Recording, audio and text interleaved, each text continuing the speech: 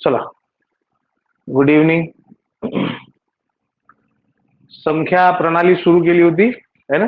आणि संख्या प्रणालीमध्ये आपण संख्यांचे प्रकार, मुख्य प्रकार पूर्ण घेतलेले होते, उपप्रकार घेतले होते. उपप्रकारामध्ये आपण समसंख्या, विषम संख्या आणि मूळ संख्या घेतल्या होत्या. आता आपल्याला पुढे जायचं आणि आज प्रश्न सुद्धा सुरू करायचे याच्यावर. ठीक आहे. तर उपप्रकार आणि उपप्रकारामध्ये लक्षात घ्या, संख्यांच्या प्रकारावर इतका जोर का, कारण याच्यावर प्रश्न विचारले गेलेले आहेत ग्रुप डी ला, सरळ सेवेला. बरोबर आहे. तर प्रश्न विचारले जातात म्हणून आपल्याला याला इग्नोर करता येत नाही, याला शिकावंच लागतं. त्याच्यामुळे संख्यांचे प्रकार म्हणा, उपप्रकार म्हणा, यांचा अभ्यास चांगल्या पद्धतीने करा. विशेष करून परिमेय अपरिमेय संख्यांचा अभ्यास चांगल्या पद्धतीने करा, जेणेकरून त्याच्यावर विचारले गेलेले प्रश्न जे आहेत त्या प्रश्नाची उत्तरं तुम्हाला देता आली पाहिजे. कारण हे फार सोपं आहे किंवा फार बेसिक आहे म्हणून कित्येक विद्यार्थी सोडून देतात, इग्नोर करतात. आणि त्याच्यामुळे काय, 1-2 मार्कांनी राहून जातं, सिलेक्शन राहून जातं, किंवा मग पहिली लेवल पार करून दुसऱ्या लेवलला जाणं राहून जातं. तर हे क्वालिफिकेशन जे राहतं हे याच्यामुळेच, की हे इग्नोर करा, ते इग्नोर करा, ते सोडून द्या, ते सोडून द्या, कारण हे फार सोपं आहे, जमतं आपल्याला, ऐन वेळेवर मग जमत नाही. तर त्याच्यापेक्षा सगळ्याच गोष्टी ज्या आहेत, बारीक सारीक सगळ्या गोष्टी ज्या आहेत त्या क्लिअर करत चाला, है ना. या भ्रमातच राहू नका, शून्य होऊन जा, या भ्रमातच राहू नका की मी हे पहिले शिकलो, माझं झालं, असं झालं, तसं झालं. सोड दोष, सोडून द्या त्याला. बेसिक पासून घ्या, पहिल्या अक्षरापासून सुरू करा, म्हणजे जेणेकरून काहीही असं असणार नाही की जे परीक्षेत तुम्हाला जमणार नाही म्हणून. आणि जेव्हा तुम्हाला सगळ्याच प्रश्नाची उत्तर देता आली, म्हणजे समजून घ्या की तुम्हाला फक्त आता एकाच गोष्टीवर लक्ष द्यायचं की ती उत्तर कमीत कमी वेळेत कशी देता येईल, तुमचं सिलेक्शन 100% होतं. ठीक आहे. म्हणून काल 3 उपप्रकार झाले, समसंख्या, विषम संख्या आणि मूळ संख्या. मी प्रत्येकाचा उपयोग सांगितला होता. समसंख्या आणि विषम संख्या ज्या आहेत, याच चॅप्टर मध्ये आपल्याला आता पुढे जी प्रश्न सुरू करणार आहे त्या प्रश्नांमध्ये त्यांची उपयोगिता असणार आहे. मूळ संख्या आपल्याला कामाला पडणार आहेत. संख्यामाला जी आहे बुद्धिमत्तेमध्ये आपली, त्या संख्यामालेमध्ये विशेष करून मूळ संख्येची आवश्यकता आपल्याला पडणार आहे. एक प्रश्न याच्यावरही येतो मूळ संख्येवर, की मूळ संख्या ओळखा. खाली दिलेल्या 4 संख्यांपैकी मूळ संख्या ओळखा, किंवा कोणती संख्या मूळ नाही आहे ते ओळखा.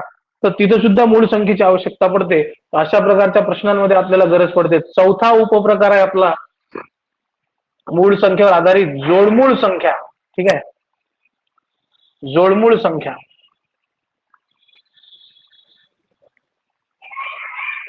ठीक आहे, कोणता प्रकार आहे? जोडमूळ संख्या. इंग्रजीत ट्विन प्राईम नंबर्स म्हणतात त्याला, ट्विन प्राईम नंबर्स.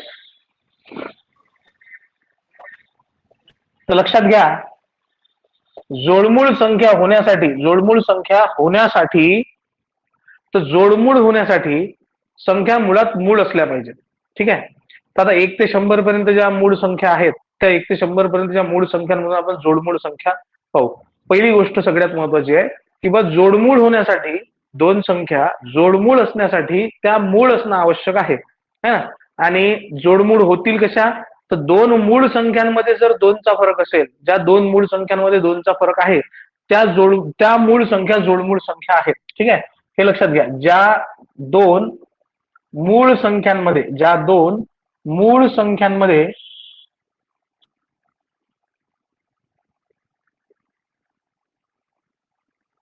2चा फरक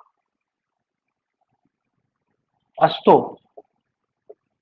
त्यांना जोडमूळ संख्या म्हणतात. ठीक आहे, त्यांना काय म्हणतात? त्यांना जोडमूळ संख्या म्हणतात.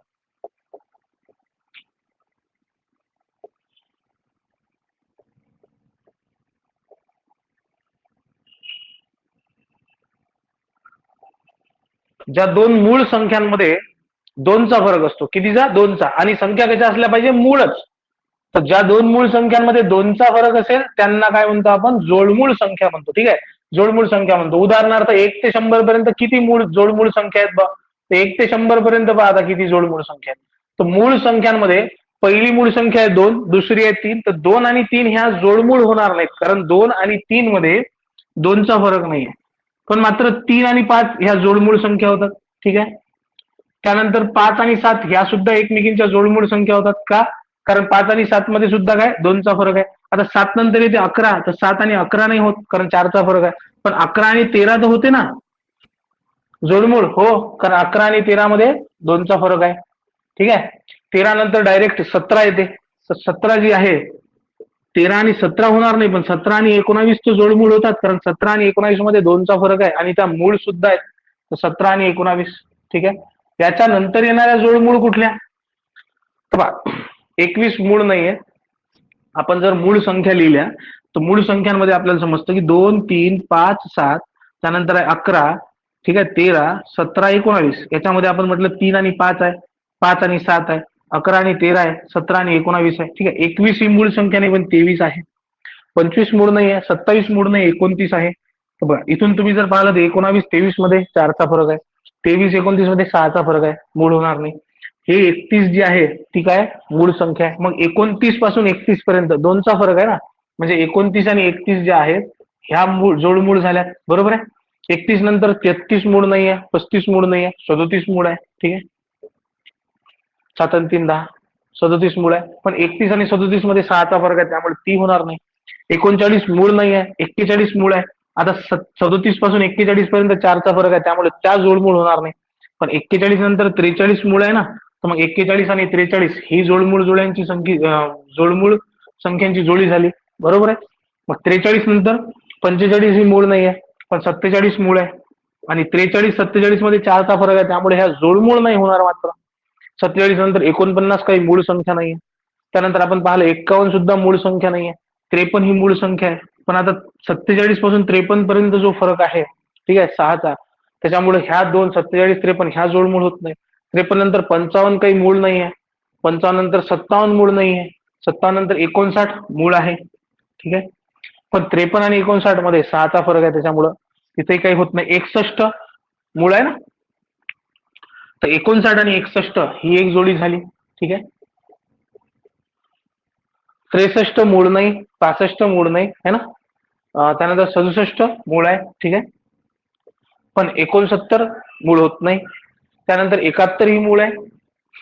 पण आता बा इकडे 67 71 मध्ये 4चा फरक आहे, त्यामुळे त्या जोडमूळ होणार नाही.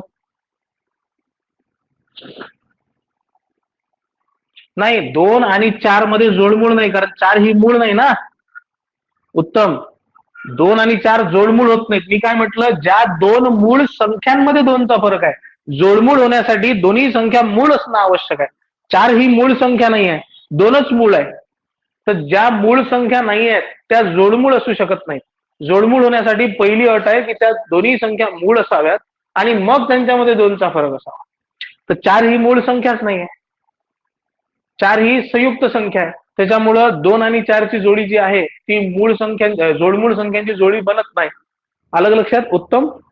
मूळ असण्यासाठी, जोडमूळ असण्यासाठी दोन्ही संख्या मूळ असणे आवश्यक आहे. उत्तम. क्लिअर आहे का?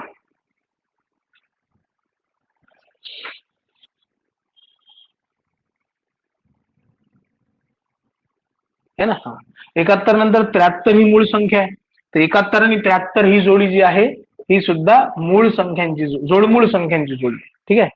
73 नंतर 75 ही मूळ नाही आहे, ठीक आहे. 77 मूळ नाही आहे. 79 मूळ आहे, पण इकडे 73 आणि 79 मध्ये 6चा फरक आहे. 79 नंतर 81 मूळ नाही आहे, ठीक आहे. त्यानंतर 83 तुम्ही पाहाल ती मूळ आहे, पण मग 79 आणि 83 मध्ये 4चा फरक आहे, आपल्याला 2चा फरक पाहिजे. 83 नंतर 85 मूळ नाहीये, 87 मूळ नाहीये, 89 मूळ आहे आणि इथून मग पुढे 97 मूळ आहे. ह्या 25 मूळ संख्या आहेत, पण यांच्यामध्ये जोडमूळ संख्यांच्या जोड्या किती आहेत? 8. तुम्हाला हे सुद्धा लिहायचं की 1 ते 100 पर्यंत 8, 1 ते 100 पर्यंत 8 जोडमूळ संख्या आहेत, ठीक आहे. 8 जोडमूळ संख्या आहेत. तर जोडमूळ संख्या या जोडीमध्ये सापडते. ही पहिली जोडी, दुसरी, तिसरी, चौथी, 5वी, 6वी, 7वी, 8वी जोडी, ठीक आहे. तर हे नेहमी लक्षात ठेवा. जोडमूळ होण्यासाठी अगोदरच्या संख्या मूळच असाव्यात आणि त्या मूळ संख्यांमध्ये जर 2चा फरक असेल तर मग ती जोडी जी आहे ती जोडमूळ संख्यांची जोडी म्हणू शकतो आपण. अन्यथा आपल्याला तसं म्हणता येत नाही. मूळ संख्या काय आहेत हे कालच्याच लेक्चरला शिकवलं मी. त्याच्यामधून तुम्हाला मूळ संख्या समजतील आणि मूळ संख्यांमध्ये मग जोडमूळ कशा काढायच्या, तर हे आता मी तुम्हाला सांगितलं. त्यातून तुम्हाला जोडमूळ संख्या सुद्धा पाहायला मिळते, ठीक आहे. 5वा प्रकार आहे सहमूळ संख्या. आता इथंच हे सगळं समजून घेणं गरजेचं आहे. को प्राईम नंबर. आता काय समजायचं, हे समजून घ्यायचं आहे की बा जोडमूळ संख्या होण्यासाठी संख्या मूळ असणं आवश्यक आहे, दोन्ही संख्या मूळ असणं आवश्यक आहे, पण सहमूळ होण्यासाठी दोन्ही संख्या मूळ असणे आवश्यक नाही. सहमूळ संख्या म्हणजे काय, तर ज्या दोन संख्यांचा मसावी एक आहे, किंवा मग ज्या दोन संख्यांना कोणत्याही एक सोडून कोणत्याही समान संख्येने भाग जात नाही, त्या संख्यांना एकमेकींच्या समूळ संख्या म्हणतात. मसावी लक्षात ठेवण्यापेक्षा आपण म्हणू ज्या दोन संख्यांना, आता मी इथं दोन मूळ लिहिलं का नाही, मी म्हटलं दोन संख्या, आता त्या कोणत्या असू शकतात, ज्या दोन संख्यांना एक शिवाय इतर कुठल्याही समान संख्येने भाग जात नाही, इतर कुठल्याही समान संख्येने भाग जात नाही.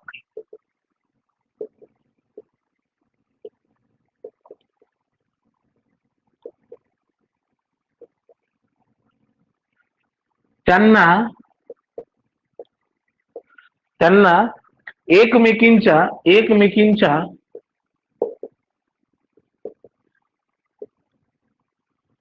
सहमूळ संख्या म्हणतात. सहमूळ संख्या म्हणतात. ठीक आहे. आता बघा, इथं मी मुळात लिहिलं होतं की ज्या दोन मूळ संख्यांमध्ये दोनचा फरक असतो, पण इथं मी तसं नाही लिहिलं. इथं म्हटलं मी ज्या दोन संख्यांना एक शिवाय इतर कुठल्याही समान संख्येने भाग जात नाही त्यांना आपण सहमूळ म्हणायचं. तर सहमूळ होण्यासाठी संख्या मूळच असाव्या असं काही नाही. दोन संयुक्त संख्या सुद्धा एकमेकींच्या सहमूळ असू शकतात. उदाहरणार्थ आपण जर म्हटलं की बा 9 आणि 10 ह्या सहमूळ आहेत का, हो. आता हे चेक कसं करायचं, सोपं आहे. 9 ला कोणत्या कोणत्या संख्येने भाग जातो, 9 ला 1 नी भाग जातो, 9 ला 3 नी भाग जातो, 9 ला 9 नी भाग जातो. ठीक आहे.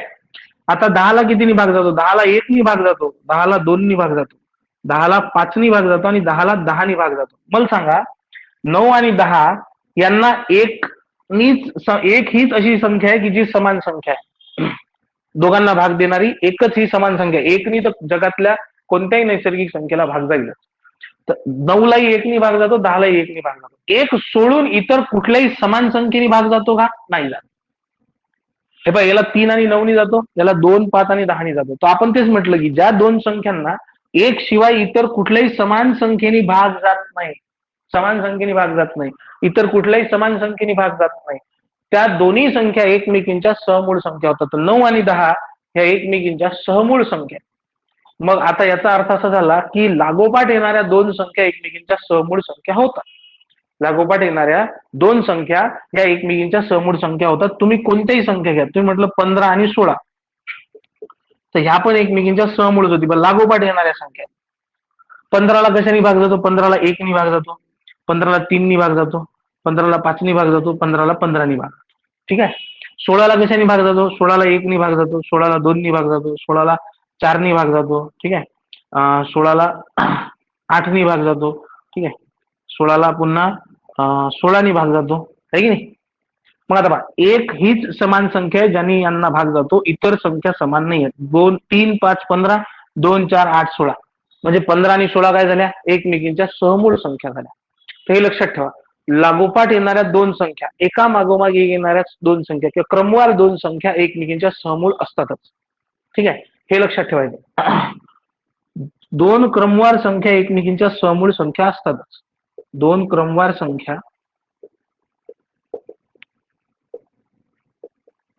एकमेकींच्या सहमूळ संख्या असतात.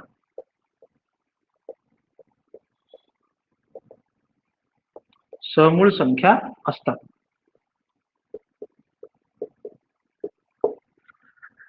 पण यातच दोन मूळ संख्या, कोणत्याही दोन मूळ संख्या, जसं मी म्हटलं 2 आणि 3 सहमूळ आहेत, कारण 2 आणि 3 ला एक शिवाय कुठल्याच समान संख्येने भाग जात नाही, कारण त्या मूळ आहेत. मूळ आहेत तर त्यांची अटच ती आहे ना, की समान संख्या एका एकनीच भाग जाईल. मग तुम्ही 3 आणि 5 घ्या, ठीक आहे, 5 आणि 7 घ्या, 7 आणि 11 घ्या, कोणत्याही दोन मूळ संख्या घेतल्या तरीही त्या समूळ होतात. तर आपल्याला दुसरं वाक्य असंही लिहिता येतं की दोन मूळ संख्या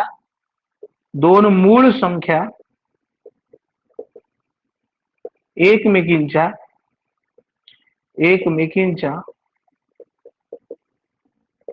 समूळ संख्या असतात. ठीक आहे, समूळ संख्या असतात.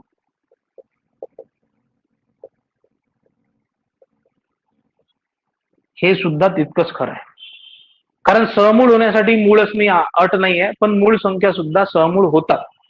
समूळ होण्यासाठी मूळ असणे ही अट नसली तरी दोन मूळ संख्या समूळ होतीलच, कारण मूळ समूळ असण्याची अट आहे एक शिवाय कोणत्याही इतर समान संख्येने भाग जाऊ नये. तर मूळ संख्येच्या बाबतीतच नियम तो आहे की त्यांना एक आणि ती संख्या स्वतःनी भाग जातो. त्यामुळं दोन मूळ संख्या जर घेतल्या तर त्यांना एक शिवाय कोणत्याही समान संख्येने भाग जात नाही. त्यामुळे त्या सुद्धा काय होतात, सहमूळ होतात.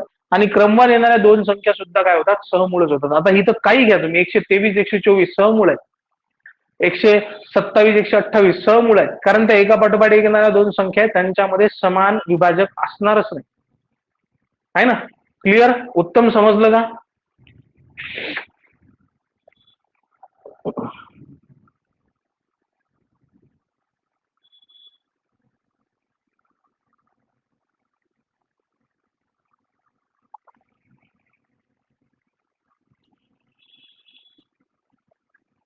ठीक आहे, चलो नेक्स्ट. पुढचा प्रकार, आणि हा अत्यंत महत्वाचा प्रकार आहे, याच्यावर प्रश्न बनतात आणि इथूनच प्रश्नांना सुरुवात करतो आपण.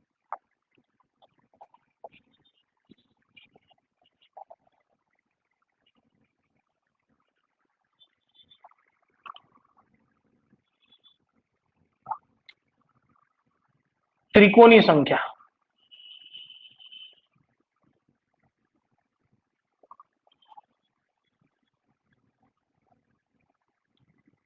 Triangular number.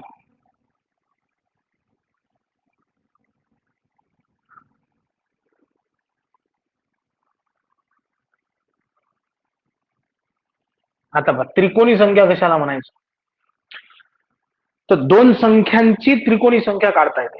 दोन संख्या जर मिळाल्या आपल्याला त्याची त्रिकोणी संख्या काढता येते. पण या दोन संख्या कशा असाव्या, तर त्यांनी म्हटलंय की दोन क्रमवार संख्यांच्या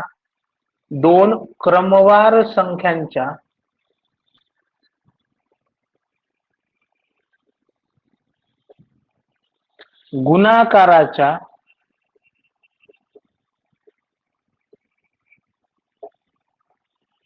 नीमपटीस, दोन क्रमवार संख्यांच्या गुणाकाराच्या नीमपटीस त्या संख्यांची त्रिकोणी संख्या म्हणतात. त्या संख्यांची त्रिकोणी संख्या म्हणतात.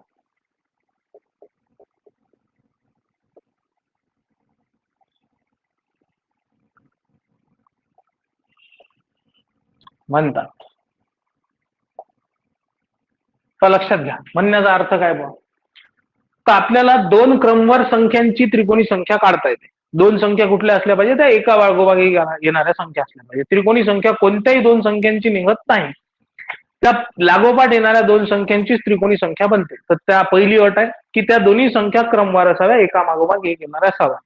मग त्या कोणत्याही असल्या तरी चालतात, त्यात काही सम विषम मूळ संयुक्त हा प्रकार नाही. दोन नैसर्गिक संख्या ज्या एका पाठोपाठ एक येतात, त्या दोन संख्यांचा गुणाकार करायचा आणि मग त्याचे अर्धे केले की त्या दोन्ही संख्यांची त्रिकोणी संख्या बनते, है ना. त्या दोन संख्यांच्या गुणाकाराची निमपट म्हणजे अर्धे करणे, निम्मे करणे, है ना.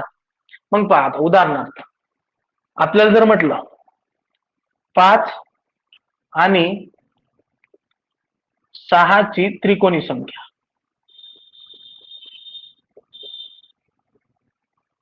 किती, मग आपल्याला काय करायचं, 5 आणि 6 ची त्रिकोणी संख्या निघते का? हो, 5 आणि 6 एका पाठोपाठ एक येणाऱ्या संख्या आहेत. 5 येते, मग 6 येते, लागोपाठ येणाऱ्या क्रमवार संख्या. मग याची त्रिकोणी संख्या कशी काढायची, सोपं आहे. 5 गुणीला 6 भागीला 2, दोघांचा गुणाकार आणि त्याचे अर्धे, दोन्ही संख्यांचा गुणाकार त्याचे अर्धे. 5 गुणीला 6 भागीला 2 किती होतात, 2 ने 6 ला भाग दिला, बे एक बे, बेत्रिक 6, म्हणजे आता तुमच्याकडे 5 गुणीला 3 आहे, 5 त्रिक 15. तर 5 आणि 6 ची त्रिकोणी संख्या आहे 15. 5 आणि 6 ची त्रिकोणी संख्या काय झाली, 15. 5 आणि 6 ची त्रिकोणी संख्या काय झाली, 15. ठीक आहे. आता इथं आणखी एक संकल्पना समजून घ्या. 15 या त्रिकोणी संख्येचा पाया किती, हाही प्रश्न असतो की 15 या त्रिकोणी संख्येचा पाया किती.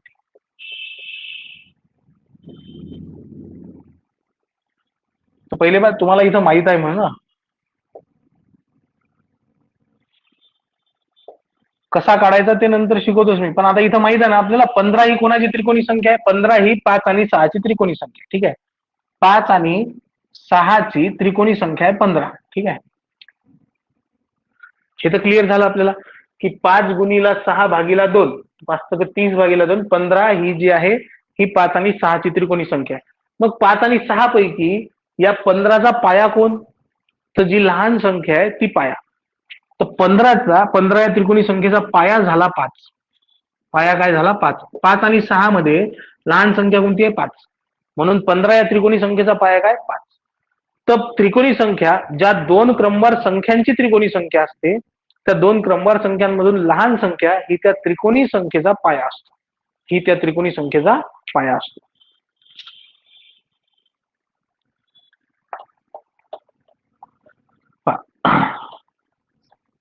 हे तुम्ही जर समजून घेतलं तर मग तुम्हाला एक प्रश्न जो आहे त्याचं बेनिफिट झालं समजून घ्या. त्रिकोणी संख्येवर जे वेगवेगळे प्रश्न विचारले जातात त्याच्यापैकी एक प्रश्न तुम्हाला जमतो समजा. दुसरा प्रश्न आपण जर म्हटला की बा 13 आणि 14 ची त्रिकोणी संख्या किती, 13 आणि 14 ची त्रिकोणी संख्या किती.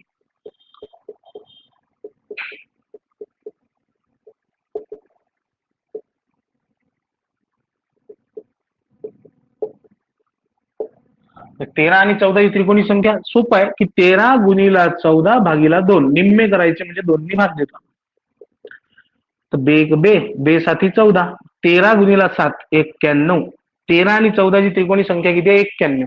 मग तुम्हाला म्हटलं की बा 91 या त्रिकोणी संख्येचा पाया किती, 91 या त्रिकोणी संख्येचा पाया किती.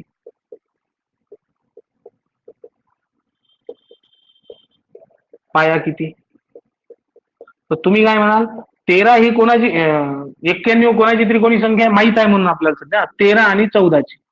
ठीक आहे, 13 आणि 14 ची त्रिकोणी संख्या आहे 91. तर याचा पाया किती झाला, लहान संख्या 13. 13 हा पाया आहे, 13 काय पाया आहे. क्लिअर आहे ना. तर त्रिकोणी संख्या कशी काढायची, ज्या दोन क्रमवार लक्षात घ्या त्रिकोणी संख्या फक्त एका पाठोपाठ एक येणाऱ्या दोन संख्यांचीच बनते. तुम्ही म्हणाल मी 15 आणि 20 ची त्रिकोणी संख्या काढतो, ते ना जमत नाही, त्यांची त्रिकोणी संख्या बनणार नाही. क्लिअर, कारण ह्या एका पाठोपाठ एक येणाऱ्या संख्या आहेत. 15 नंतर 16 असायला पाहिजे, 20 आले, अंतर आहे है ना. तर मग त्रिकोणी संख्या कशी काढायची, बघा त्रिकोणी संख्या अशी काढल्या जाते की 13 आणि 14 ची त्रिकोणी संख्या किती, 13 गुणीला 14 भागीला 2. 5 आणि 6 ची किती, 5 गुणीला 6 भागीला 2 है ना. आणखी एक घेऊन घ्या, आपण म्हटलं 21 आणि 22 ची त्रिकोणी संख्या किती.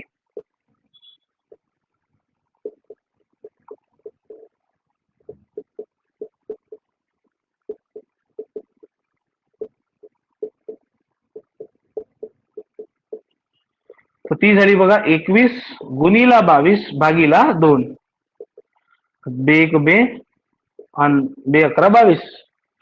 21 गुणीला 11 किती झालेत, 1 3 2, 231 ही झाली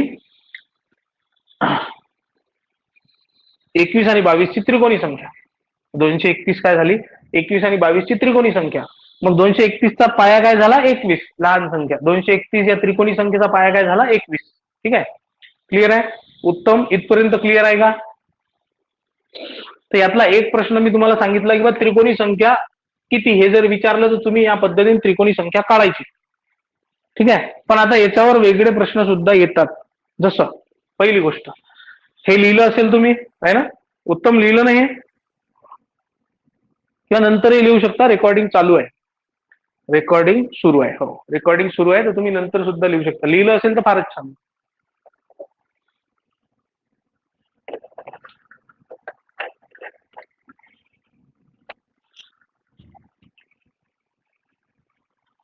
पण आता प्रश्न कसा बनतो,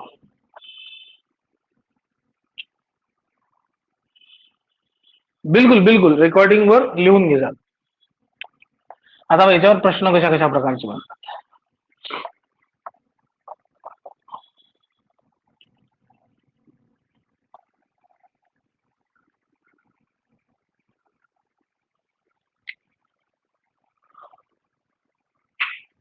एक की जसं मी म्हटलं 72 या त्रिकोणी संख्येचा पाया किती. ठीक आहे, त्रिकोणी संख्येचा पाया किती.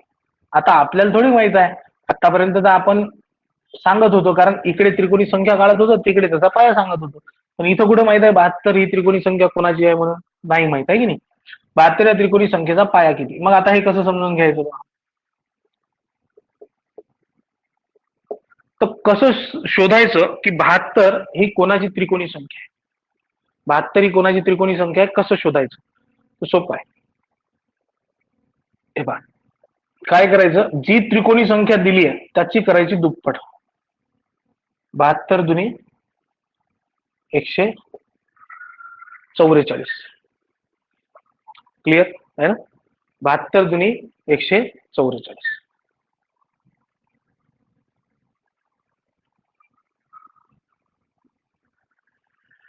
काय होतं, आपण काय करतो, जसं की आपल्याला 5 गुणीला 6 म्हटलं तर आपण म्हणतो 30, पण त्रिकोणी संख्या काय होते, या 30 चे अर्धे 15. 30 चे अर्धे 15. मग आता आपलं काम काय, आपलं काम हे होऊन जातं की बा आपण 15 या त्रिकोणी संख्येचा पाया शोधायचा आहे. म्हणजे 15 ही कोणाची त्रिकोणी संख्या हे जर शोधायचं आहे तर आपल्याला काय करायचं, 15 ची दुप्पट करायची 30. ठीक आहे, 15 ची दुप्पट करायची 30. एक मिनिट, 72 ही त्रिकोणी संख्या, 72 ही त्रिकोणी संख्या नाही. एक मिनिट, 72 ही त्रिकोणी संख्या नाही, आपण 36 घेऊ. 36 ही त्रिकोणी संख्या आहे, सॉरी 36 ही त्रिकोणी संख्या आहे. आता पहा, हे काय होतं, आपण ज्यावेळेस त्रिकोणी संख्या काढतो 5 आणि 6 ची काढली, त्यावेळेस आपण काय केलं, 5 × 30 भागीला 2, म्हणजे 5 गुणीला 6 भागीला 2, तर 30 भागीला 2 15 काढले. आता आपल्याला हे माहित आहे की 15 ही जी त्रिकोणी संख्या आहे या दोन्ही संख्याच्या गुणाकाराचे अर्धे आहेत. ज्या मूळ संख्या आहे क्रमवार त्या दोघांच्या गुणाकाराचे अर्धे आहेत ना. मग आपल्याला हे समजतं की त्रिकोणी संख्या ही अर्धी आहे. त्रिकोणी संख्या ही अर्धी आहे. तर 36 या त्रिकोणी संख्येचा पाया किती, तर आपण काय करायचं, 36 गुणीला 2 करायचे. 36 दुनी होतात 72. का केले आपण, कारण आपल्याला माहिती आहे की 36 ही त्या दोन संख्यांच्या गुणाकाराची निमपट आहे. ज्याही दोन संख्यांचा गुणाकार आणि त्याची निमपट करून त्रिकोणी संख्या आली 36, तर 36 ही अर्धे आहे त्या दोन्ही संख्यांच्या गुणाकाराचा. म्हणून आपण काय करायचं की त्या 36 ची दुप्पट करून घ्यायची. ठीक आहे. मग आता दुसरा मुद्दा काय, दुसरा मुद्दा हा आहे की 36 ची दुप्पट केल्यानंतर 72 पेक्षा लहान. तुम्हाला पाया पाहिजे की नाही, पाया पाहिजे ना आपल्याला. मग पाया पाहिजे तर आपण काय करायचं, 72च्या जवळची, 72 पेक्षा लहान तर 72च्या अगदी जवळची वर्गसंख्या घ्यायची आणि त्याचं वर्गमूळ पाहायचं किती. तर 72च्या अगदी जवळ असलेली वर्गसंख्या आहे 64. 64चं वर्गमूळ येतं 8. पहा, 8चा वर्ग 64, 64 ही वर्गसंख्या आहे. मग 9चा वर्ग 81, 81 ही वर्गसंख्या आहे. तुम्ही 72 पेक्षा मोठी नाही पाहिजे, 72च्या अगदी जवळची लहान वर्गसंख्या पाहिजे 64 आहे. 64 वर्गमूळ आहे 8, म्हणजे याचा अर्थ आहे की 36चा पाया झाला 8. आणि 36 ही कोणाची त्रिकोणी संख्या आहे, 8 आणि 9ची. हे पहा, 8 गुणिले 9 भागिले 2 जर केले तुम्ही तर तुम्हाला 36 सापडतात. बे एक बे, बेचूक 8, 9 चूक 36 सापडले. 8 आणि 9 या दोन संख्यांचा गुणाकाराचे निमपट आहे 36, म्हणजे 8 आणि 9 ची त्रिकोणी संख्या आहे 36. तर त्याच्यामध्ये लहान संख्या 8 पाया आहे. आपण जर समजा 72 पेक्षा मोठी संख्या घेतली असती, वर्गसंख्या 72च्या जवळची मोठी वर्गसंख्या घेतली असती, ती 81 आहे. 81चं वर्गमूळ निघालं 9. पण पाया कसा असतो आपला, त्या दोन्ही संख्यांमध्ये लहान संख्या पाया असतो. म्हणून आपण काय केलं, जी गुणाकाराची दुप्पट आली, आपल्या त्रिकोणी संख्येच्या गुणाकाराची दुप्पट आली, त्याच्या जवळची लहान वर्गसंख्या घेतली. ठीक आहे, आणि त्याचं वर्गमूळ काढलं, तर तेच वर्गमूळ आपला पाया असतो. आपल्याला पाया काढायचा आहे. दोन संख्या आपल्याला ऑटोमॅटिकली समजतात, पाया 8 आहे तर बघ त्याच्यानंतरची 9 है ना, म्हणजे 8 आणि 9 ची त्रिकोणी संख्या झाली 36. तुम्ही करून पाहू शकता, 8 9 72, 72चे अर्धे 36. क्लिअर होतं की नाही है ना. तर आपल्याला पाया काढायचा असतो म्हणून आपण लहान वर्गसंख्या घेतो. मोठी का घेत नाही, तर मोठी काढून काहीच फायदा नाही. 9 काढून काय करताल तुम्ही, 9 पाया थोडी आहे. 8 आणि 9 मध्ये 8 ह्या त्रिकोणी संख्येचा पाया, 8 ह्या त्रिकोणी संख्येचा पाया आहे की नाही. त्याच्यामुळे आपण लहान वर्गसंख्या घेतो. आणखी एक प्रश्न बा याच्यावर. मी म्हटलं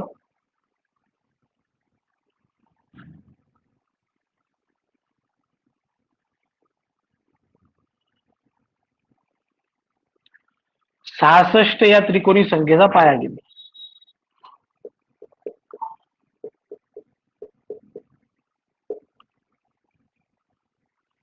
त्रिकोणी संख्येचा पाया किती? आपण म्हटलं 66 या त्रिकोणी संख्येचा पाया किती? तुम्हाला कळायचा पाया. हा पहिल्या प्रकारातला प्रश्न आहे. मग तुम्ही काय म्हणाल, सर पहिले तर त्रिकोणी संख्या जी आहे त्याची दुप्पट करू. 66 ची दुप्पट केली, साइन दुनी 12 साइन दुनी 12 132 झाले सर. आता 132 पेक्षा लहान वर्ग संख्या घेतली सर. 132 पेक्षा लहान वर्ग संख्या 121. 121चं वर्गमूळ होतं 11. म्हणजे या 66 या त्रिकोणी संख्येचा पाया झाला 11. आणि दोन संख्या कोणत्या झाल्या? 11 आणि 12. 11 आणि 12ची त्रिकोणी संख्या झाली 66. खतम. क्लिअर? तर त्रिकोणी संख्येचा पाया काढत असताना त्या त्रिकोणी संख्येची दुप्पट करायची. ठीक आहे. आणि मग ती जी दुप्पट आली तिच्यापेक्षा लहान पण अगदी जवळची वर्गसंख्या जी आहे तिचं वर्गमूळ घ्यायचं. ते वर्गमूळ म्हणजे आपला पाया. ते वर्गमूळ म्हणजे आपला पाया. लहान संख्या घेतो आपण इथं म्हणून. ठीक आहे. कारण लहान संख्या, दोन संख्यांमध्ये लहान संख्याच आपला पाया असतो. क्लिअर? उत्तम आहे ना? हा झाला पहिल्या प्रकारातला प्रश्न. मी तुम्हाला पाया विचारलेला असताना तुम्हाला या पद्धतीने प्रश्नाचं उत्तर द्यायचं. ठीक आहे. आता तुम्हाला आणखी काय प्रश्न विचारला जातो? तो प्रश्न विचारला जातो,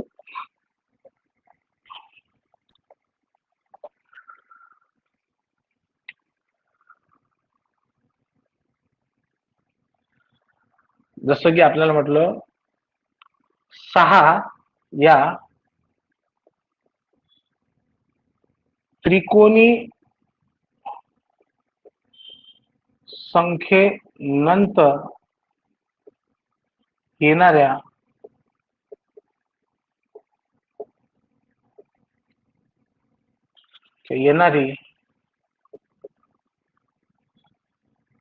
पायाच घ्या पहिले. येणाऱ्या क्रमवार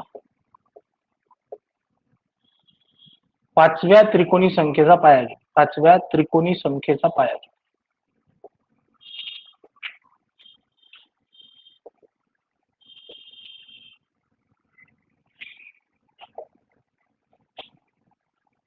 पहा आता लक्षात घ्या. तुम्हाला आता मुळात 6 ही त्रिकोणी संख्या आहे पण 6चा पाया नाही विचारला. आतापर्यंत दोन प्रश्नामध्ये आपल्याला दिलेल्या त्रिकोणी संख्येचाच पाया विचारला होता. आता तसं नाही विचारलं. 6 या त्रिकोणी संख्येचा पाया नाही विचारला. त्यांनी म्हटलं 6 या त्रिकोणी संख्येनंतर क्रमाने येणाऱ्या पाचव्या त्रिकोणी संख्येचा, 6 नंतर पाचवी त्रिकोणी संख्या जी आहे तिचा पाया किती हे विचारलं.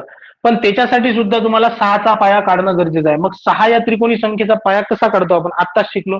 आपण म्हणतो त्रिकोणी संख्येची दुप्पट करा, साइन दुनी 12. या 12च्या जवळची पण 12पेक्षा लहान वर्गसंख्या घ्या. ठीक आहे. तर 9 आहे. 9चं वर्गमूळ 3 म्हणजे 6चा पाया किती झाला? 3 झाला. ठीक आहे. 6चा पाया किती झाला? 3 झाला. पण आपल्याला 6च्या पायाची गरज आहे का? नाही. 6 नंतर क्रमाने येणाऱ्या पाचव्या त्रिकोणी संख्येचा पाया पाहिजे. 6 या त्रिकोणी संख्येनंतर येणाऱ्या पाचव्या त्रिकोणी संख्येचा पाया पाहिजे. तर 6चा पाया 3 आहे. तर 6 नंतर क्रमाने येणाऱ्या पाचव्या त्रिकोणी संख्येचा पाया 3 अधिक 5 8 होईल. किती होईल? 8 होईल. 5ची बेरीज करायची इथं. 6चा पाया किती आहे? 3 आहे. 6 नंतर क्रमाने येणाऱ्या पाचव्या त्रिकोणी संख्येचा पाया येईल 8. आता हे सायंटिफिकली प्रूव्ह आहे का? म्हणजे टेक्निकली प्रूव्ह आहे का? हो. 3 गुणीला 4 भागीला 2, 2 दुनी 4 3 दुनी 6. हे पहा, हे पहिली त्रिकोणी संख्या 6, 3 आणि 4ची. मग पुढची काय येईल? 4 आणि 5ची त्रिकोणी संख्या येईल. ठीक आहे. 5 चूक 20 भागीला 2 10. ठीक आहे. मग पुढची येईल 5 गुणीला 6 भागीला 2, 5 सगळं 30 भागीला 2 15. मग 6 गुणिले 7 भागील 2, 7 सगळं 42 भागील 2 21. ठीक आहे. मग 7 गुणिले 8 भागील 2, 7 चोक 28. ठीक आहे. आणि मग 8 गुणिले 9 भागीले 2. हे बघा 36. आता पहा, 6 नंतर क्रमाने येणारी पाचवी त्रिकोणी संख्या, 6 नंतर क्रमाने येणारी पहिली त्रिकोणी संख्या, दुसरी, तिसरी, चौथी आणि पाचवी. 36 आहे. 36चा पाया पहा 8 आहे ना? 8 आहे ना? होते 100% असंच होते. 6 ही त्रिकोणी संख्या आहे. त्यानंतर पहिली त्रिकोणी संख्या, 6 नंतर पहिली त्रिकोणी संख्या 10, दुसरी 15, तिसरी 21, चौथी 28 आणि पाचवी 36. तर 36चा पाया पहा 8 आहे. 8 आणि 9ची त्रिकोणी संख्या 36 आहे. पाया किती 8 आहे. आपण काय म्हटलं? सहा या त्रिकोणी संख्येचा पाया 3 आहे आणि क्रमाने 5व्या येणाऱ्या त्रिकोणी संख्येचा पाया 3 आणि 5 8 आहे. क्लिअर आहे? असा एक प्रश्न येतो. पण आणखी एक प्रश्न घेऊ याच्यावर आपण. आपण म्हटलं 36 या त्रिकोणी संख्येनंतर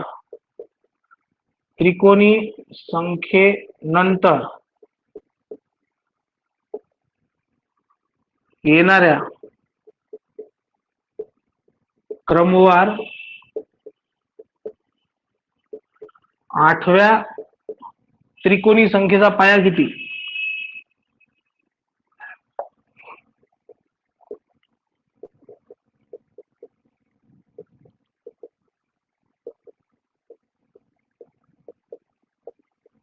पाया किती?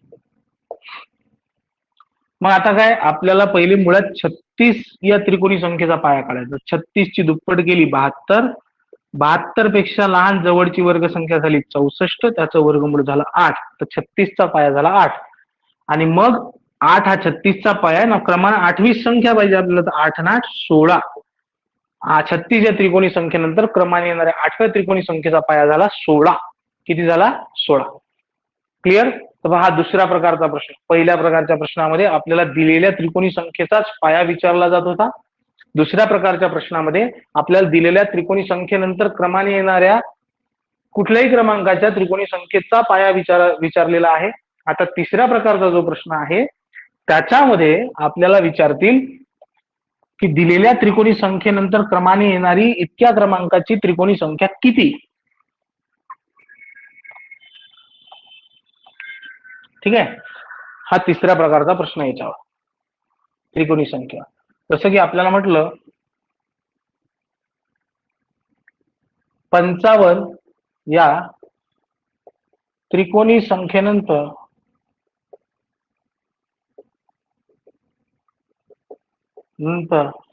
येणारी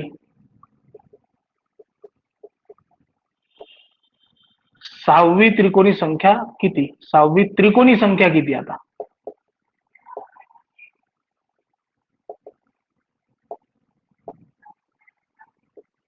आता पाया काय असतो हे मी तुम्हाला समजून सांगितलं, ठीक आहे? तर त्याच्यावरच आपल्याला हे सगळं काढायचं आहे. 55 या त्रिकोणी संख्येनंतर येणारी 6वी त्रिकोणी संख्या सांगायची. पण त्याच्यासाठी आपल्याला 55चा पाया आणि त्यानंतर येणाऱ्या 6व्या त्रिकोणी संख्येचा पाया माहीत असणं आवश्यक आहे. 55चा पाया किती होतो? तर 55 गुणिले 2 110. 110 पेक्षा लहान वर्ग आहे 100, त्याचं वर्गमूळ आहे 10. म्हणजे 55चा पाया झाला 10. 55 या त्रिकोणी संख्येचा पाया 10. मग 55 नंतर येणाऱ्या 6व्या त्रिकोणी संख्येचा पाया झाला 10 अधिक 6 16. म्हणजे 55 नंतर येणारी 6वी त्रिकोणी संख्या जी आहे तिचा पाया 16 आहे. तर ती त्रिकोणी संख्या 16 आणि 17ची त्रिकोणी संख्या आहे. 16 गुणिले 17 भागिले 2. त्रिकोणी संख्या कशी काढतात? 16 आणि 17ची त्रिकोणी संख्या कशी काढायची? 16 गुणिले 17 भागिले 2. आहे की नाही? मग किती झाले? बे एक बे, बे आठी 16. आहे की नाही? मग 17 आठी किती होतात? तर 68ची दुप्पट करा. ठीक आहे नाही? 6 दुनी 12, 8 दुनी 16, 136. मला 17 चूक 68 ना, 17 आठी किती होतील? 68ची दुप्पट, 8 दुनी 16, 6 दुनी 12, 120 आणि 16, 136. किती झाली? 136. पण लक्षात घ्या, पुन्हा एक वेळ 55 या त्रिकोणी संख्येनंतर येणारी 6वी त्रिकोणी संख्या. तर 55चा पाया काढला 10 आला. मग त्याच्यानंतर 6व्या त्रिकोणी संख्येचा पाया, 55 नंतर 6वी त्रिकोणी संख्या काढायची, तर तिचा पाया माहित पाहिजे. तर तिचा पाया कसा काढतो? या मागच्या प्रश्नात शिकलो आपण. 10 आणि 6 16. आणि मग आपल्याला समजलं की 16 हा पाया आहे. तर ती त्रिकोणी संख्या 16 आणि पुढची येणारी संख्या 17 ची त्रिकोणी संख्या आहे. तर 16 गुणिले 17 भागिले 2. 2 क्रमवार संख्यांची त्रिकोणी संख्या कशी काढतो? पहिल्याच सुरुवातीलाच झाला की 16 गुणिले 17 भागिले 2, 136. क्लिअर है ना? आणखी एक प्रश्न पहा. आपल्याला म्हटलं 120 या त्रिकोणी संख्येनंतर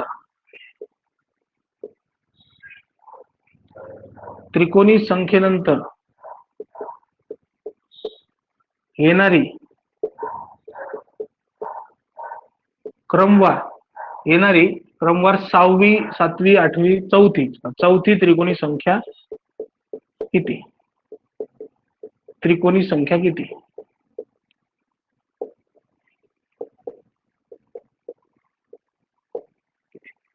पुन्हा तेच करतो आपण किंवा 120 चा पाया काढला, 120 ची दुप्पट केली 240, 240 च्या जवळची वर्गसंख्या किती? लहान तर 225. मग 225 चं वर्गमूळ झालं 15, म्हणजे आपली ही जी 120 आहे हिचा पाया झाला 15. मग इथून चौथ्या त्रिकोणी संख्येचा पाया 15 आणि 4 19. चौथ्या त्रिकोणी संख्येचा पाया 19. म्हणजे आपल्याला जी त्रिकोणी संख्या काढायची आहे ती 19 आणि 20 ची त्रिकोणी संख्या आहे. 19 गुणिले 20 भागिले 2, 10 आणि 19 गुणिले 10 190. खतम. क्लिअर? उत्तम. समजले का? तिन्ही प्रकारचे प्रश्न त्रिकोणी संख्येवर समजले का?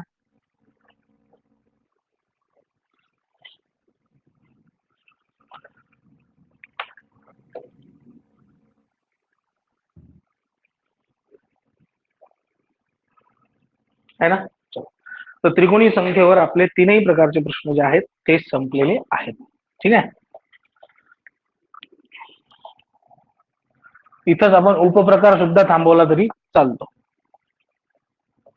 ठीक आहे. याच्या व्यतिरिक्त ज्या उपप्रकार छोटे मोठे आहेत त्याच्यावर प्रश्न येत नाही आणि ते उपप्रकार तितके महत्वाचे सुद्धा नाही आहेत. गुणाकार व्यस्त संख्या है ना, तर ते प्रकार कामाचेच नाही आहेत. गुणाकार व्यस्त आहे कामाचा, पण ते आपल्याला ज्यावेळेस आपण अपूर्णांक संख्या शिकतो त्यावेळेस आपल्याला ते शिकायला मिळतच. ठीक आहे. आता काय, आता आपल्याला काही प्रश्नांचा आढावा घ्यायचा की जेणेकरून ते प्रश्न जे आहेत त्या प्रश्नांची उत्तर आपल्याला मात्र देता आली पाहिजे. तर त्यात मुख्य प्रश्न कुठले आहेत तर दिलेल्या संख्येमध्ये परिमेय अपरिमेय संख्या ओळखणे हे प्रश्न महत्वाचे आहे, कारण याच्यापैकी काही प्रश्न जे आहेत ते परीक्षेत आलेले आहेत. ठीक आहे. आता काही प्रश्न असे आहेत क्रमवार संख्यांच्या बेरजेवर. तर क्रमवार संख्यांच्या बेरजेवर ग्रुप डी ला 2022 ला मला प्रश्न सहसा दिसलेले नाहीत. ठीक आहे. म्हणजे लेटेस्ट मध्ये जी ग्रुप डी झाली होती 2022 मध्ये, त्याच्या कुठल्याही प्रश्नपत्रिकेत मला प्रश्न दिसलेले नाहीत. पण तरी आपण एक वेळ त्या प्रश्नांना घेणार आहोत, ते प्रश्न कंप्लीट करून घेणार आहोत, जेणेकरून जर त्यावेळेस विचारलं नाही आणि यावेळेस जर विचारलं तर आपल्याकडे मार्ग असला पाहिजे की आपण त्याचं उत्तर देऊ शकलो पाहिजे, कारण ते प्रश्न आहेत, लिगली प्रश्न आहेत ते. तर मग आपण ठीक आहे त्या प्रश्नांचं उत्तर देऊ. तर बघा, पहिला सुरुवातीचा प्रश्न असतो नैसर्गिक संख्यांवर. ठीक आहे. बेरजेच्या बाबतीत प्रश्न सांगतो तुम्हाला, नैसर्गिक संख्या. ठीक आहे. मग नैसर्गिक संख्येवर प्रश्न आहे. पहिला प्रश्न, पहिल्या क्रमवार 10 नैसर्गिक संख्यांची बेरीज किती? पहा, या पद्धतीचा प्रश्न आहे. 10 नैसर्गिक संख्यांची बेरीज किती? हा, सरासरीमध्ये मात्र तुम्हाला याची गरज पडते. सरासरी ज्यावेळेस काढतो ना आपण, सरासरीमध्ये सर्रास या प्रश्नांची गरज पडते की या पद्धतींची गरज पडते आपल्याला. सरासरीमध्ये सर्रास प्रश्न, सोपे प्रश्न जे आहेत, बेसिक जे होतं सरासरीचं, किंवा मग एखादा प्रश्न इथून सरासरीमधून या प्रक्रियेवर येतो. क्रमवार नैसर्गिक संख्या, क्रमवार समसंख्या, क्रमवार विषम संख्या, क्रमवार वर्गसंख्या आणि क्रमवार घनसंख्या, याच्यापैकी काहीही सरासरीमध्ये विचारलं जाऊ शकतं. त्याच्या दृष्टिकोनातून सुद्धा आपली ही तयारी इथं होऊन जाते. पहिल्या क्रमवार 10 नैसर्गिक संख्यांची बेरीज किती?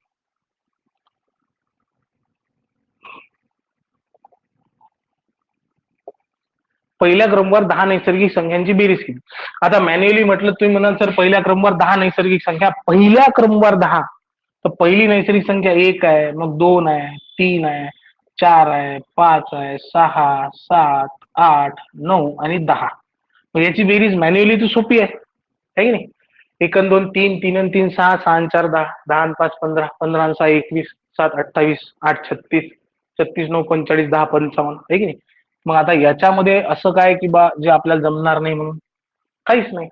पण असं नाही करायचं आपल्याला. जेव्हा जेव्हा आपल्याला असं म्हटलेलं आहे की पहिल्या क्रमवार 10 नैसर्गिक संख्यांची बेरीज, पण नैसर्गिक संख्येच्या बाबतीत, आणि त्याही पहिल्या क्रमवार 10 नैसर्गिक संख्यांच्या बाबतीत तुम्हाला नेहमी लक्षात ठेवायचं की जितक्या नैसर्गिक संख्या म्हटलेल्या आहेत त्याचा गुणाकार पुढच्या संख्येसोबत करायचा. लक्षात घ्या, इथं 10 गुणिला 11/2 केलं की तुम्हाला बेरीज मिळते. पहिल्या क्रमवार 10 नैसर्गिक संख्यांची बेरीज 10 गुणिला 11/2 केलं की मिळाली. इथं महत्वाचं सांगायचं आहे ते म्हणजे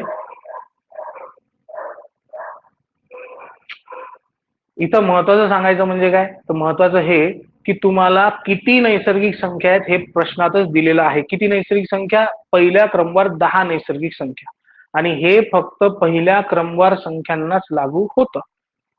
पहिल्या क्रमवार 10 नैसर्गिक संख्या असतील त्यालाच लागू होतं. किंवा मग तुम्ही याला दुसऱ्या पद्धतीने सुद्धा पाहू शकता. दुसऱ्या पद्धतीने पाहू शकता म्हणजे काय, तर दुसऱ्या पद्धतीने पाहण्याचा अर्थ हा होतो की तुम्ही असं लक्षात न ठेवता सगळ्याच प्रकारच्या प्रश्नांसाठी एकच गोष्ट लक्षात ठेवली तरी चालते. वेगवेगळ्या गोष्टी लक्षात ठेवल्यापेक्षा मी एकच गोष्ट लक्षात ठेवतो बा. आता हे असं करता येतं की 10 गुणिला 11/2 तर किती झाले बा, 2नी जर 10ला भाग दिला तर 5 झाले, 11/5 55 झाले. झालं, आली की 55 बेरीज आहे ना. पण याला दुसऱ्या पद्धतीने सुद्धा लक्षात ठेवता येतं. पहा, पहिल्या क्रमवार 10 नैसर्गिक संख्यांची बेरीज आहे, तर मी असं म्हणतो की पहिली संख्या, ठीक आहे, नैसर्गिक संख्या आहे ती, पहिली संख्या अधिक शेवटची संख्या, ठीक आहे, शेवटची संख्या भागीला 2 गुणीला एकूण संख्या, ठीक आहे, गुणीला काय म्हणतो मी, एकूण संख्या.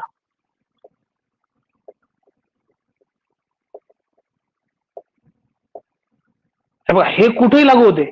हा जो कार्यक्रम आहे हा कुठे लागू होतो, तुमच्या संख्या क्रमवार असो, पहिल्या क्रमवार नैसर्गिक संख्या असो, किंवा मधात गटातल्या नैसर्गिक संख्या असो, पहिल्या क्रमवार समसंख्या असो, गटातल्या समसंख्या असो, पहिल्या क्रमवार विषम संख्या असो, गटातल्या विषम संख्या असो, है ना, तिन्ही ठिकाणी 6 प्रकारच्या प्रश्नांमध्ये हा कार्यक्रम लागू होतो. हा नाही लागू. हे कुठे लागू होते, फक्त पहिल्या क्रमवार 10 नैसर्गिक संख्या किंवा पहिल्या क्रमवार नैसर्गिक संख्यांमध्ये 10, 20, 30, 50, पण पहिल्या क्रमवार असल्या पाहिजे, सुरुवातीपासून 1 पासून, तर हे लागू होते. हे कुठेही लागू होते.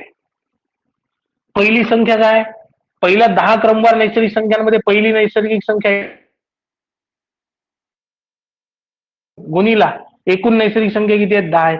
म्हणजे तुमचं झालं 10 आणि 1 11, 11/2 गुणीला 10, तेच 2×5 = 10, 11 गुणिले 5 55, हे झालं. हे कुठेही लागू होते. हा फॉर्म्युला किंवा ही पद्धत जी तुम्ही पाहाल, ही तुम्हाला सर्रास कुठेही वापरताना जमते. नैसर्गिक संख्या, समसंख्या, विषम संख्या, 6 प्रकारचे प्रश्न असतात, कुठेही वापरू शकता तुम्ही, है ना. जसं आता मी म्हटलं की बा पहिल्या क्रमवार 50 नैसर्गिक संख्यांची बेरीज किती, ठीक आहे, 50 नैसर्गिक संख्यांची बेरीज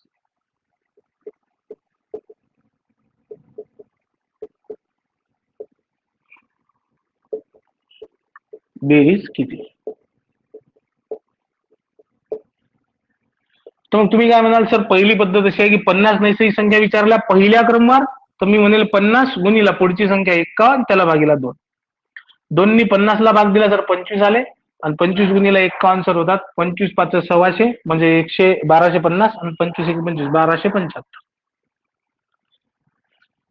दुसऱ्या पद्धतीनुसार, ही पद्धत याच्यासाठी सांगतोय कारण एकच पद्धत लक्षात ठेवायची सगळ्याच प्रकारच्या प्रश्नांसाठी सोपं जातं. पण प्रत्येक प्रश्नासाठी वेगवेगळी पद्धत आहे की नाही. तर मग इकडे काय होतं की गिल्ली मिसळ होते. मग काय आहे काय नाहीये त्याच्यामध्ये काही समजत नाही. पण एकच जर असली तर आपल्याला समजते की बाई हेच आहे की नाही.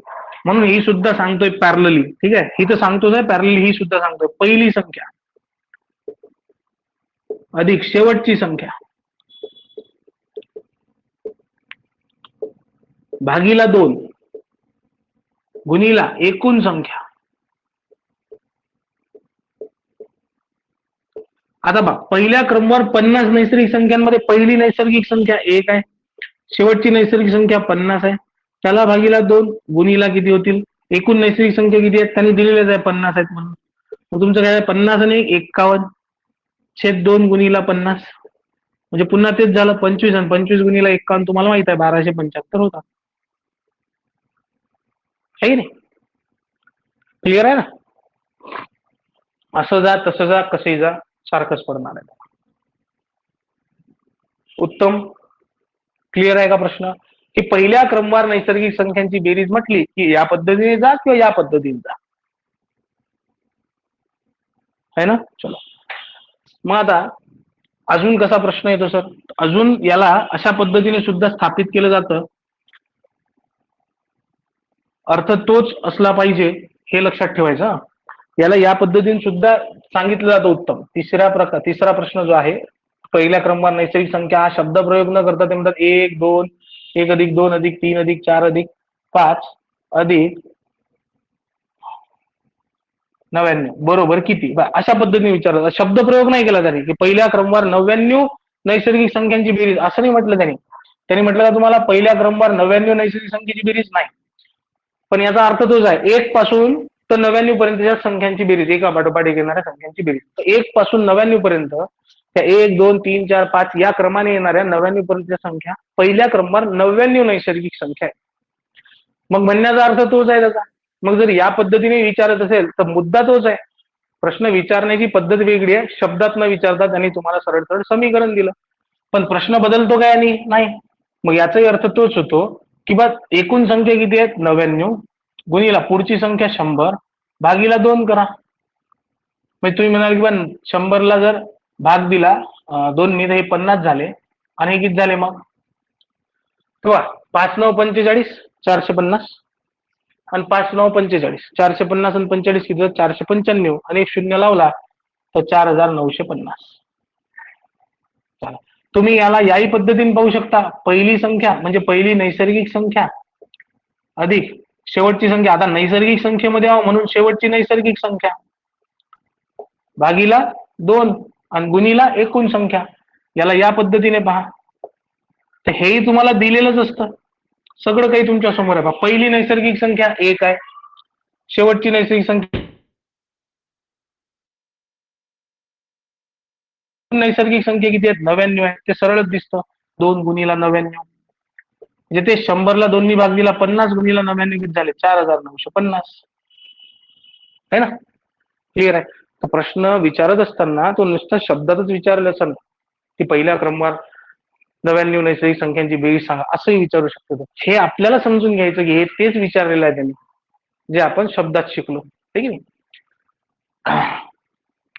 मग आता बा आणखी काय विचारते, आणखी विचारतो तो, त्याचं म्हणणं असते की मला सांगा म्हणते 30 ते 70 पर्यंतच्या 30 ते 70 पर्यंतच्या क्रमवार नैसर्गिक संख्यांची बेरीज किती.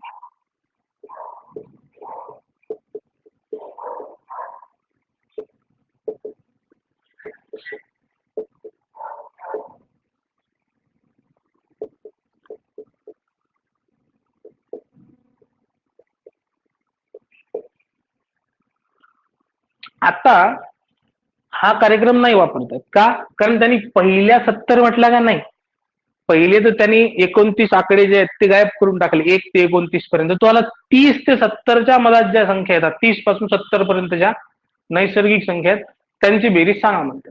मग हा विषय नाही जमत आपल्याला, याचा आधार घ्यावा लागतो, पण त्याच्यासाठी आपल्याला पहिले माहित पाहिजे एकूण संख्या. इकडे वर ज्यावेळेस होतो आपण त्यावेळेस तो म्हणत होता पहिल्या 10 नैसर्गिक संख्यांची बेरीज सांगा, पहिल्या 50 नैसर्गिक संख्यांची बेरीज सांगा, पहिल्या 99 नैसर्गिक संख्यांची बेरीज सांगा, म्हणजे आपल्याला तो एकूण नैसर्गिक संख्या सांगत होता प्रश्नात.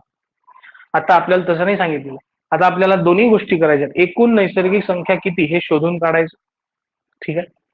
आणि मग आपल्याला पहिली संख्या शेवटची संख्या गट आहे ना तो, तर गटात पहिली संख्या 30 शेवटची संख्या 70 आणि एकूण संख्या यांचा आधार घ्यायचा. म्हणून हा कार्यक्रम आपला कुठेच फेल नाही. तर आपण या पद्धतीने जातो की आपल्याला जर बेरीज काढायची तर आपल्याला माहित पाहिजे जर पहिली संख्या शेवटची संख्या भागीला 2 गुणीला एकूण संख्या. फार लवकर होतंय, फार जास्त काही नाही आहे. तुम्ही नेहमी सूत्र लिहिण्याची गरज नाही, एक वेळ तुमच्या लक्षात आलं ना की असं आहे तर सूत्र लिहिण्याची गरज नाही. मी तुम्हाला शिकवतोय म्हणून मला हे लिहावं लागतं है ना, की तुम्हाला हे शाश्वत व्हावं की असंच होतं म्हणून. पण तुम्हाला काही प्रत्येक वेळेस लिहिण्याची गरज नाही, डायरेक्ट घेऊ शकता तुम्ही. 30 अधिक 70 भागीले 2 गुणिले 41 डायरेक्ट, है ना. कारण आता काय सवय झाली ना, आपल्याला माहित आहे ना की बा असंच आहे, माहित आहे एकूण संख्या 41 असते. कसं सोपं आहे. तुम्ही जर विचार केला की 1 ते 10 पर्यंत किती संख्या आहे सर? तर 10 मधून 1 वजा गेले 9 अधिक 1 10 संख्या. तसंच आहे 30 ते 70 पर्यंत किती आहेत? 70 मधून 30 वजा गेले 40 अधिक 1 41 संख्या. ज्यावेळेस तुम्ही नैसर्गिक संख्यांचा विचार करता त्यावेळेस एकूण संख्या कशा काढायच्या, तर त्याचं एक सोपं कॅल्क्युलेशन आहे. एकूण संख्या काढण्यासाठी तुम्हाला सोप्या गोष्टी कराव्या लागतात. एक, तुम्ही गटातली शेवटची संख्या घ्या. नैसर्गिक, मी जेव्हा जेव्हा शेवटची संख्या बोलतोय तेव्हा तेव्हा तुम्ही लक्षात ठेवायचं नैसर्गिक संख्या आहे तर आपण शेवटची नैसर्गिक संख्या म्हणतोय. त्यातून वजा करायची पहिली नैसर्गिक संख्या आणि त्याच्यामध्ये मिळवायचा 1. हा 1 का येतो? कारण ज्यावेळेस आपण शेवटची आणि पहिली संख्या वजा करतो एक संख्या आपण सोडून दिलेली असते त्याचीच बेरीज करायची असते. तर शेवटची संख्या काय गटामध्ये 70 आहे. त्यातून तुम्ही वजा गेले 30 आणि मग तुम्हाला बेरीज करायची 1 ची. तर पहिले हा कार्यक्रम तुमचा झालेला असला पाहिजे. 70 मधून 30 गेले 40 राहिले अधिक 1 41 संख्या होतात एकूण. एकूण किती होतात? 41 संख्या होतात. हे नेहमी लक्षात ठेवा. आता मी तुम्हाला तोंडी सांगितलं होतं की 41 संख्या होतात, म्हणजे याचा अर्थ आहे की तुम्ही सुद्धा हे तोंडी करू शकता. हे काही असं नाही सॉरी इकडे सूत्र लिहायला लावता इकडे सूत्र लिहायला लावता, काहीच नाहीये. 8-10 एक्झाम्पल तुम्ही घरी बसून सॉल्व्ह केलेत संख्या घेऊन. आता हे तुम्हाला समजायला पाहिजे बस 30 ते 70 पर्यंतच्या संख्या. मी काही घेतो सर. कोणतं कोणतं? पूर्ण एक्झाम्पल, पूर्ण एक्झाम्पल. तिसरं चौथं कोणतं घ्यायचं उत्तम पूरक?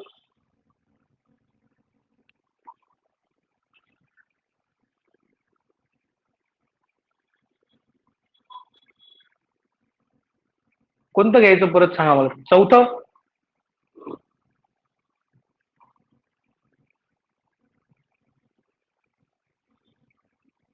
30-70 मध्ये कसं आलं ते? हे बघा लक्षात घ्या. आतापर्यंत जे प्रश्न तुम्हाला होते त्यात त्यांनी विचारलं होतं एकूण नैसर्गिक संख्या पहिल्यापासून म्हणजे 1 पासून. नैसर्गिक संख्या कुठून सुरू होतात? 1 पासून. आता दुसऱ्या प्रकारात काय विचारतो? नैसर्गिक संख्यांची बेरीज करायची ना आपल्याला, क्रमवार नैसर्गिक संख्यांची. तर 2 प्रकारचे प्रश्न असतात. सुरुवातीपासून असलेल्या नैसर्गिक संख्या किंवा मग मधात एक गट बनवलेला असतो त्या गटातल्या नैसर्गिक संख्या. जसं की मी एक गट बनवला 30 ते 70 पर्यंतच्या नैसर्गिक संख्यांची बेरीज पाहिजे मला.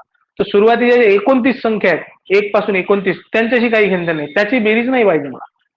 मी म्हटलं मला सांगा तुम्ही 30 ते 70 पर्यंत येणाऱ्या नैसर्गिक संख्यांची बेरीज. म्हणजे हा झाला प्रश्नाचा दुसरा प्रकार. इथं सुरुवातीच्या नैसर्गिक संख्या होती, इथं आपण 30 ते 70 पर्यंतच्या घेतो. आता याला म्हणतात गट किंवा गटातील नैसर्गिक संख्यांची बेरीज. ठीक आहे, गटातील नैसर्गिक संख्यांची बेरीज 30 ते 70 पर्यंत नैसर्गिक संख्यांचा एक गट आहे, त्या गटातील नैसर्गिक संख्यांची बेरीज पाहिजे मला. मग इथं काय होते, इथं हे जे कॅल्क्युलेशन आहे हे कामाला नाही पडत आपल्याला. अशा पद्धतीचं कॅल्क्युलेशन तिथं कामाला पडते ज्यावेळेस सुरुवातीपासूनच्या नैसर्गिक संख्या असतात 1 पासूनच्या. इथं 1 पासून नाही आहे, 1 ते 29 तर आपण सोडून दिलं. आता 30 पासून 70 पर्यंत पाहिजे आपल्याला. मग हे जे मी तुम्हाला दुसरी पद्धत सांगितली होती ही कुठेही लागू होते. तर आपण म्हटलं की याची जर बेरीज करायची 30 ते 70 पर्यंतच्या क्रमवार नैसर्गिक संख्यांची जर बेरीज करायची तर मला पहिली संख्या अधिक शेवटची संख्या भागीला 2 गुणिले एकूण संख्या कराव्या लागते. पण माझ्याकडे पहिली संख्या आहे 30, शेवटची संख्या आहे गटात 70, पण एकूण संख्या मला माहित नाही. मग त्याच्यासाठी मला एकूण संख्या काढायच्या. कशा? तर गटाचा वापर करायचा.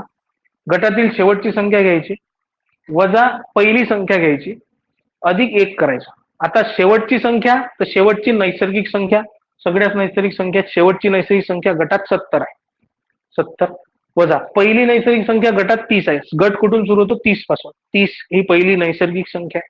30 अधिक 1 70 मधून 30 गेले 40 राहिले. 40 आणि 41. तर एकूण नैसर्गिक संख्या किती झाल्या या गटामध्ये? 41 झाल्या. ठीक आहे. तर आता हे लक्षात ठेवा, हे 2-2 फॉर्म्युले नाही आहेत, ह्या 2-2 पद्धती नाही आहेत. हे आहे की तुम्हाला आत्ता फक्त एवढं करायचं आहे. मी तुम्हाला तोंडीच सांगितलं होतं की याच्यात 41 संख्या आहेत. का? कारण मी शिकवतोय, तुम्ही शिकताय, तुम्हाला 7-8-10 एक्झाम्पल झालेत तुमचे की तुम्हाला स्वतःच लक्षात येईल. आता हे तुम्हाला स्वतःलाच समजून घ्यायचं की मला गट घ्यायचा. तुम्ही काही म्हणा 25 पासून 75 पर्यंतच्या नैसर्गिक संख्यांची बेरीज किती? स्वतःच प्रश्न टाका, हे आकडे बदला, स्वतः प्रश्न टाका आणि या पद्धतीने सोडवायला सुरुवात करा. ऑटोमॅटिकली तुम्हाला हे पाठ होतं, सूत्र लिहिण्याची गरज नाही, डायरेक्ट सॉल्व्ह करतात. तोंडी सांगता तुम्ही की याच्या दरम्यान किती संख्या असतील आणि मग आता कॅल्क्युलेशन काय होणार आहे की नाही. पण आता सुरुवातीला आपल्याला हे लिहावंच लागेल, सुरुवातीला मलाही तुम्हाला लिहून द्यावंच लागेल, कारण मी तुम्हाला शिकवतोय. शिकवत असताना अर्धवट शिकून चालणार नाही. ठीक आहे. आता पहा, माझ्याकडे सगळंच आहे. गटात पहिली संख्या आहे 30 अधिक गटात शेवटची संख्या आहे 70, त्याला भागीला 2 गुणीला एकूण संख्या किती काढल्या मी 41. काय झालं, 30 आणि 70 किती झाले 100 भागीला 2 गुणीला 41. तर 100ला जर 2 नी भाग दिला तर 50 गुणीला 41 किती होता, किती होतं? सरळ आहे ना, 5 1 5 5 चूक 20, 205 2050. 5 चूक 20 केले तर हे 200 होतात. 5 1 5 205, 205 वर एक शून्य ठेवला 2050. उत्तम, समजलं का?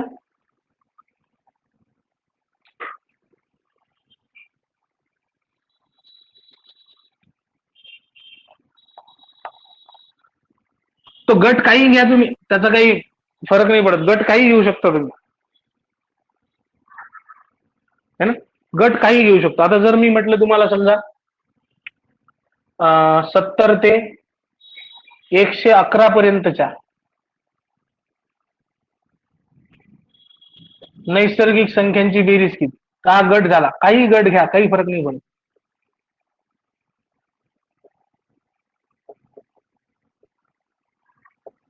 बेरीज किती,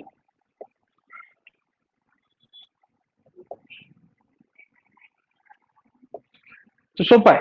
आता इथं एकूण संख्या माहित नाही तर त्या काढता येतात. पहा,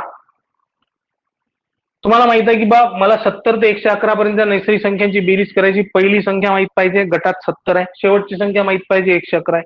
भागीला 2 गुणीला एकूण संख्या माहित पाहिजे.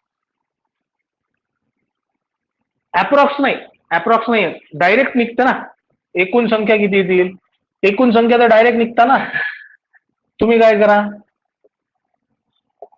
अप्रॉक्स कधी, ज्यावेळेस निश्चित माहित नसतं. शेवटची संख्या, ठीक आहे, वजा पहिली संख्या अधिक आहे. शेवटची किती आहे, तर शेवटची सर 111 आहे, वजा 70 पहिली अधिक 1 आहे की नाही. 70 मधून 111 गेले, 111 मधून 70 गेले, किती राहिले, 70 आणि 30 100 आणि ते 11 ते झाले 41 आणि हा 1 झाला. 41 आणि हा 1 म्हणजे एकूण 42 संख्या आहेत आपल्याकडे. किती आहेत, 42. किती आहेत, 42. मग आपल्याला माहिती आहे पहिली संख्या, आता सूत्र लिहिण्याची गरजच नाही पडणार तुम्हाला. पहिली संख्या 70, शेवटची संख्या 111 भागीला 2 गुणीला एकूण संख्या 42 आहेत. हे सूत्र लिहिण्याची गरज नाही पडणार तुम्हाला उद्या. किती झाले, 70 आणि 111 किती झाले बा, तर 181 भागीला 2 गुणीला 42. तर तुम्ही याला भाग दिला 21चा. 181 गुणीला 21 किती होतात, तर तुम्ही कोणालाही एकाला काय करू शकता, तोडू शकता. कोणालाही तोडू शकता किंवा मग दोघांचं कॅल्क्युलेशन करू शकता.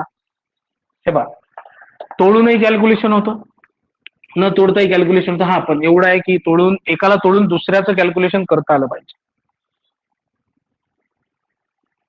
जसं की 181 गुणीला जर 21 करतो म्हटलं तर 181 दुप्पट आली पाहिजे, है ना. नाही तर मग तुम्ही सरळ घ्या ना, 181 गुणीला 21, 1 गुणीला 1 1 झाला, 18 दुनी 36 झाले, ठीक आहे. बे 1 बे झाले आणि 18 1 18 झाले. 1 10 36 आणि 2 38, हे झाले तुमचे 3801 झालं तुमचं. तुम्ही स्प्लिट सुद्धा करू शकता. आता हा हे गुणाकार कसा, हे बा, या गुणाकारात असं होतं, 181 गुणीला 21, पहिले एकक स्थानच्या अंकाचा गुणाकार करतो आपण 1 गुणीला 1 आणि ती 2 अंकी संख्या लिहायची असते. मग उरलेल्या संख्या 18 आणि 2चा गुणाकार 18 दुनी 36, याच्या खाली फुल्या मारा. आता तिरपा गुणाकार करा, 2 गुणीला 1 2 आणि 18 गुणीला 1 18, आणि मग आता बेरीज करून घ्या. 1 8 आणि 2 10 0 हात चाला 1, आता उरले किती, 36 आणि 1 37 आणि 1 38, ठीक आहे. किंवा मग स्प्लिटही करता येतं. स्प्लिट केलं तर काय होतं, 181 गुणीला 20 अधिक 1, 21चं काय केलं 20 अधिक 1, मग 181 ची दुप्पट ती सांगता आली पाहिजे आपल्याला. तर ती होते बा 362, ठीक आहे, आणि त्याच्यावर एक शून्य प्लस 181, 1 8 आणि 2 10 36 37 38, तर हे तोंडी होतं. स्प्लिटिंग जर केलं तर तोंडी होऊन जातं, म्हणजे तोंडी करता येतं. पण त्यासाठी तुमचं ऍडिशन स्ट्रॉंग पाहिजे. 3620 आले ते लक्षात ठेवायचे आणि मग 181 ची बेरीज करायची. तर 3620 180 झाले तर 3800 आणि मग तुमचे एक जर आले ते 3801. हे तोंडी होतं, पण यासाठी तुम्हाला प्रॅक्टिस करावी लागेल. ठीक आहे, प्रॅक्टिस करत करत करत करत होईल. याच्यावर आपले सेशन्स होतील की कॅल्क्युलेशन कसे करायचे आपल्याला, त्याचे वेगळे सेशन्स होतील. तर त्या सेशन्सला तुम्हाला काय करायचं, ते प्रेझेंट राहायचं. इथे जे जे मी शिकवणार आहे त्याची तुम्हाला प्रॅक्टिस करायची आहे. अन्यथा मग तुमचे कॅल्क्युलेशन स्ट्रॉंग नाही होणार. मी आता तुम्हाला सांगून राहिलो, पण इथं अजून कॅल्क्युलेशन्स येतील. मग कॅल्क्युलेशन अजून पुढे सुद्धा येतील, भरपूर बाकी आहे. तर तिथं तुमचे कॅल्क्युलेशन स्पीडनी व्हायला पाहिजे, तर सेशन्स होतात. तर नुसतं कॅल्क्युलेशनच्या ट्रिक्स त्याच्याच नसतात, तर पर्सेंटेजच्या कॅल्क्युलेशनच्या ट्रिक्स असतात. ठीक आहे, नसत्या. हे नाही की बा बेरीज वजाबाकी गुणाकार भागाकार, वर्ग करण्याची पद्धत, घन करण्याची पद्धत, वर्गमूळ काढण्याची पद्धत, घनमूळ काढण्याची पद्धत नाही. पर्सेंटेज जे आहेत, पर्सेंटेजचे सिम्प्लिफिकेशन येतात, मग त्याला कसं कॅल्क्युलेट करायचं. डेसिमल फ्रॅक्शन येतो, म्हणजे दशांश अपूर्णांक येतात, त्यांचं कॅल्क्युलेशन फास्ट कसं करायचं है ना. कन्व्हर्जन कसं करायचं पर्सेंटेजचं, म्हणजे शेकडेवारीचं अपूर्णांकात, अपूर्णांकाचं दशांश अपूर्णांकात, मग कोणत्या दशांश अपूर्णांकाचा कोणत्या अपूर्णांकाशी संबंध आहे, कोणत्या अपूर्णांकाचा शेकडेवारीशी संबंध आहे, कोणत्या शेकडेवारीचा दशांश अपूर्णांकाशी संबंध आहे. पाहिजे तसं संख्या जी आहे ती वापरता आली पाहिजे, हे शिकायचं आहे. त्याचे वेगळे सेशन्स होतील. त्या सेशन मध्ये तुम्हाला मी ते शिकवणार आहे की बा तुम्हाला कोणती संख्या बदलून वापरता येते, किंमत न बदलता फक्त संख्येचं स्वरूप बदलून वापरता येते, जेणेकरून आपलं कॅल्क्युलेशन सोपं व्हायला हवं, आहे की नाही. तर आपलं कॅल्क्युलेशन सोपं व्हावं यासाठी आपण संख्या जी आहे ती बदलून वापरू शकतो. फॉर एक्झाम्पल एक छोटंसं एक्झाम्पल आहे. 25% सांगितले तुम्हाला 120 चे. आता तुम्ही जर कॅल्क्युलेशन करत बसला की 25 गुणिले 120 भागीला 100, नाही, 25% म्हणजे 1/4. तर 25%ला आपण अपूर्णांकात 1/4 वापरू शकतो. 1/4 गुणिले 120 लगेच तुम्ही भाग दिला तर 30 आले. ठीक आहे, जास्त काही करण्याची गरज आहे का नाही, हेच मी तुम्हाला सांगतोय की 25% आहेत, याला असंच न वापरता आपण 1/4 घेतला, म्हणजे संख्या बदलून वापरली, किंमत नाही बदलली त्याची. किंमत बदलली का नाही, संख्या बदलून वापरली. तर हे जे बदलून वापरण्यात आलं हे तर सोपं झालं की 25% 1/4 होतात, कोणालाही समजतं. पण अशा कितीतरी संख्या आहेत किंवा कितीतरी टक्केवारीचे उदाहरण आहेत, कितीतरी दशांश पूर्णांक आहेत, जे अपूर्णांकाच्या स्वरूपात ते शेकडेवारीच्या स्वरूपात वापरले जाऊ शकतात, है ना. आणि आपण तसे वापरत नाही, कारण तशी सवयच नसते आपल्याला, तशी प्रॅक्टिसच केलेली नाही आपण. तेच तुमच्याकडून करून घ्यायचं आहे, तेच तुम्हाला शिकवायचं आहे. त्यासाठी वेगळे सेशन्स होतील, ते सेशन्स तुम्हाला करायचे आहेत, जेणेकरून तुमचं कॅल्क्युलेशन स्ट्रॉंग होईल. तर ते फक्त कॅल्क्युलेशनसाठी सेशन्स राहतील, ते तुमचं कॅल्क्युलेशन स्ट्रॉंग करणारे सेशन राहतील. तुम्ही पटपट कॅल्क्युलेट करू शकाल, कित्येक गोष्टी ओरली करू शकाल, त्याच्यासाठी राहतील. कारण आपल्याला प्रश्न तर सोडवायचे, पण वेळेच्या आत सोडवायचे. वेळेचा अभाव आहे आपल्याकडे, तर वेळेच्या आत सोडवायचे, त्या गोष्टीकडे लक्ष द्यायचं. क्लिअर आहे उत्तम.